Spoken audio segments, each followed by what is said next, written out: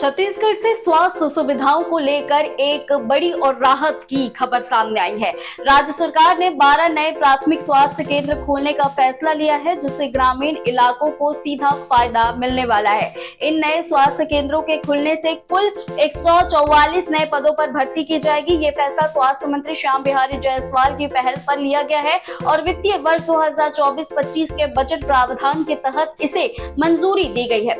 हर प्राथमिक स्वास्थ्य केंद्र में डॉक्टर, ग्रामीण चिकित्सा सहायक, फार्मासिस्ट, महिला स्वास्थ्य कार्यकर्ता, 3 staff nurse, lab technician, ward boy और आया की नियुक्ति होगी। स्वास्थ्य मंत्री ने मुख्यमंत्री विष्णुदेव साय का आभार जताते हुए कहा कि इस फैसले से ग्रामीण स्तर पर बेहतर स्वास्थ्य सुविधा मिलेगी और जरूरतमंद मरीजों को समय पर इलाज मिल सकेगा। तो ये छत्तीसगढ़ के युवाओं के लिए एक अच्छी खबर है। 144 पदों पर भर्ती होने वाली है। ऐसे लेटेस्ट अपडेट्स के लिए एवं छत्तीसगढ़ को सब्सक्राइब करना ना भूलें।